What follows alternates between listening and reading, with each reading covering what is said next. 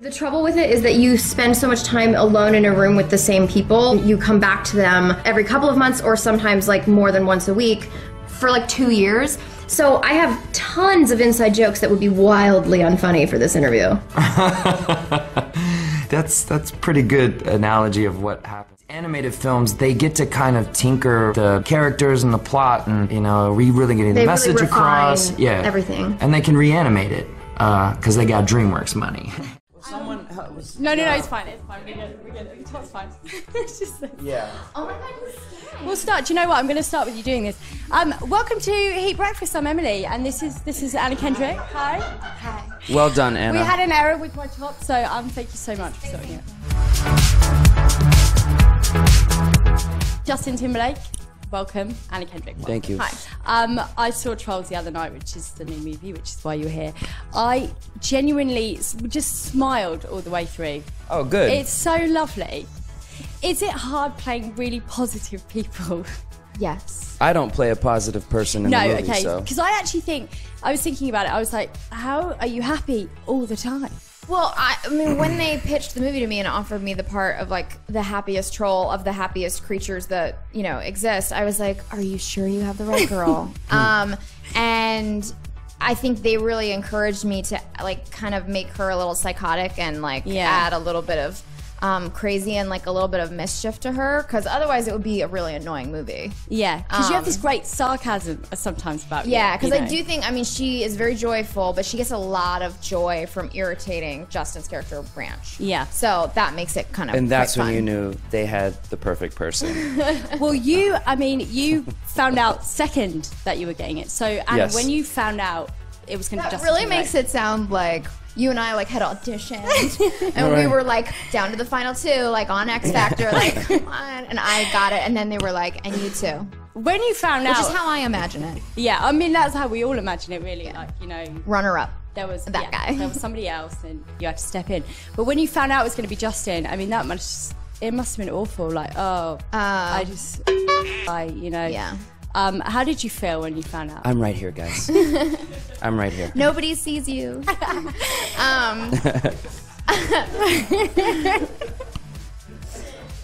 Oh, he's so sensitive. We like you. We have to clap for you like Tinkerbell. Come on. Yeah, it was actually really funny that they were like kind of telling me as though there might be like, oh, I don't know, I'm not sure about his work. Like they were so like trying to sell you him. We've brought on a new person to executive produce the soundtrack. We're actually bringing on Justin Timberlake, and I was like, am I supposed to be acting like, oh, okay, let me think about that. So I was sort of like, yeah, I'm cool. like trying to act like professional and cool about it, and I was Yeah. like, well, okay, if that's what you guys feel is the right decision. We're gonna play Guess the Celebrity by Their Hair, because Trolls. Guess the celebrity by their hair. Yeah. I don't know if it'll be more embarrassing if I'm terrible at this or like really good at it. I feel like the latter. Yeah. Like if I'm like, oh yeah, that's Sophia Bush or whatever, it'll be like, wow, you look at pictures too much. It'll be embarrassing. Well, I already don't know this person, so that's good. Right. I think it'll be embarrassing more if we don't know to begin with, but then if we're really good at it, we're gonna like, before we go to sleep, feel really bad about ourselves. That's what I mean. Right. Yeah. Is that hair? Is that like a famous headpiece or something that someone wore somewhere crazy? It's animal related and not like subversive animal related, like literal animal related. I'm gonna go with Miley. It's Miley. It's Miley Cyrus. Oh. I'm a creep. Arguably every single actress. I mean, that just looks so, like that could be. Is it Nicki Minaj? Yeah. Oh my god, I'm such a creep! Wow. I am such a creep! That looks like Taylor. Totally Taylor. Is that me? No. It's not me either. If it is now, I'll feel like a jerk. No, please. It's Zayn from One Direction. Wait, is this like a, That's Beyonce. at the Met Gala, right? Last year. Yeah. We're so creepy. Anna Winter? Yeah. We're crushing this game in all the creepiest ways. I wanna say, wait, is this a red herring? No. Is it Ariana Grande? The ponytail. I love that. That's the other guy. That Harry. That's Harry. I for real thought that was a chick. I was like, Amber Heard? Did she dye her hair brown? And in terms of like, I can't imagine how it would work with an animation film. Like, can you, like, is it like radio? You could just go in your pajamas. You don't really have to learn your script, and you just kind of. You can show up with your back of your top completely unbuttoned. Yeah, it's nice. No pants. Yeah. Yeah. Guilty. I mean, is it? Oh, okay, cool. Animation just takes the pressure off slightly. Like, you know, you're not having to have thousands of cameras around you. Yeah, I do think it's really fun, and you get to kind of try things. Like, I also think that there's, you know, the element that everybody talks about, that you get to show up in your pajamas and you don't have to, you know, get ready and, you know, put on makeup or anything. But another part of it is just like, since there aren't, you know, elements of like lighting and camera, that you can just do a million takes, and you can try really stupid things where you would never like waste a film take, because you're like, I'm not sure they're gonna eat. That would be a little much. So you get to like really go crazy, and then every now and then like one of your stupid choices ends up in the movie, and you're like, well, I did that. Yeah. Do you get physical in the booth? Like, I know that sounds weird, but like, no, it doesn't actually. We were talking about that as well. That you actually, there's like a sort of a unconscious thing that happens where, you know, you really, and they are shooting you with different cameras, because the animators actually animate the mouth of the character to your mouth, so that it looks more human.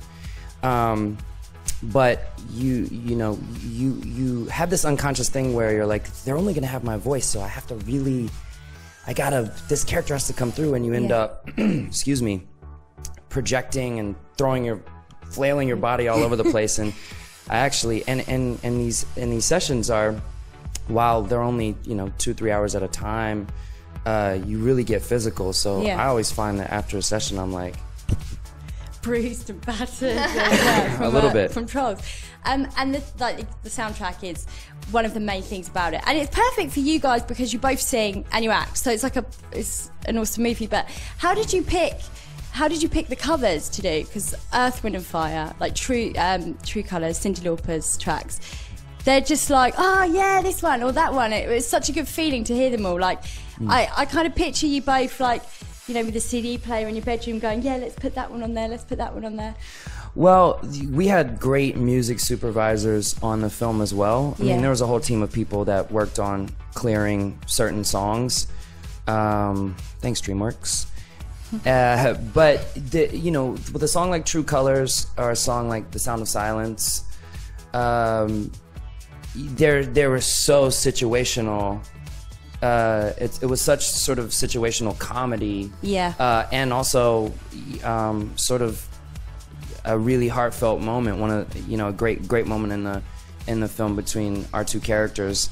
You know, there's also Lionel Richie's Hello, that's a great which plays really hilarious. Zooey Deschanel, who's fantastic, great actress and singer. So it almost was like, for me to work on all the music and do these different arrangements of the song and kind of, you know, sort of these reworkings of them, to have everybody be so gifted in, you know, singing and acting, because there's a level of comedy to a lot of the songs as well. To have everybody really understand that and just go for it. It was, I just had like, if I had one good take, I had 10 good takes of everybody that I could go in and comp the vocals, and we could work on, is this a funny moment? Is this a moment where the movie needs to sort of like move to a different arc? And so it was a ton of fun to work. I do actually remember when I came in once at the end of Gwen's session.